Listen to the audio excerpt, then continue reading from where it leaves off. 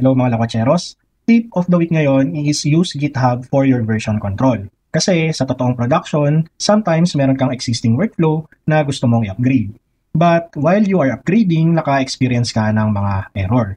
Pero sa dami mo ng binago, ang hirap nang i-revert back sa working version. Kaya naman, version control will help you to do that. So sa last video nga natin ay pinakita ko yung workflow na to. Kung saan, pag in-execute ko siya, and then what I can do here is select an action like pull, workflow version, and then hit submit, makikita nyo dito na pwede akong maglagay ng version name, and then pipiliin ko lang kung aling workflow yung gusto kong i-restore with that version, and then hit submit. Once done, pwede ko lang i-close to, and then i-refresh lang natin to. Kung makikita nyo, bumalik na siya sa latest working version, which is meron lang siyang code node, and then send message na Slack node. Ngayon, if you realize na alam nyo na yung solution for that upgrade, ang need nyo lang gawin is pumunta ulit sa inyong version control table, hanapin nyo yung workflow na yon, and then kung ano ba yung huli nyong ginawa, like add HTTP node. I-grab ko lang yung version name na yan, and then babalik ulit ako doon sa workflow natin. From here, execute ko lang ulit to. Again, we need to pull version and then hit submit. Kung lalakihan ko lang to, ay ang gagawin ko lang ay paste ko yung version na yon, and then select the correct workflow. Hit submit. Once done, pwede ko na siyang i-close, and then pag na-refresh ko to, makikita nyo na ibabalik na niya doon sa my edit fields and HTTP node na ulit. So yan nga ang tip of the week natin guys. In production, I would suggest na gumamit kayo ng version control to easily pull the latest working version. But again, if really serious kayo sa pag-study ng NE10, I would suggest na i-check nyo yung advanced course namin.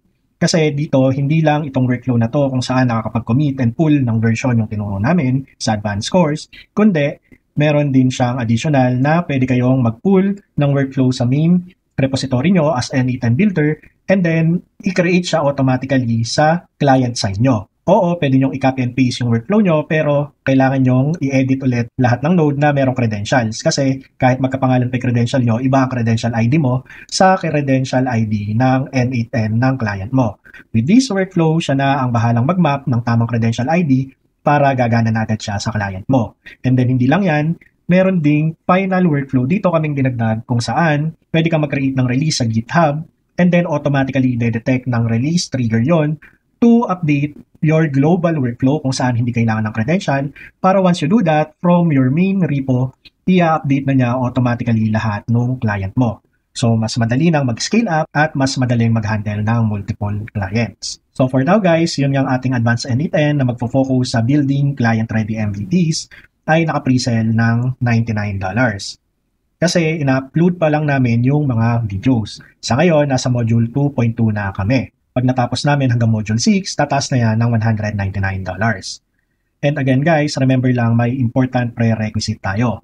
Kasi i-assume ng course na to na natapos nyo na yung free NE10 beginner course na nandito sa playlist natin or nasa website, and also the free NE10 intermediate course na nandito rin naman sa playlist and website natin. So hanggang dyan nga muna ang tip of the week natin ngayon mga lakwacheros. Laging tandaan, less manual work, more lakwatsa.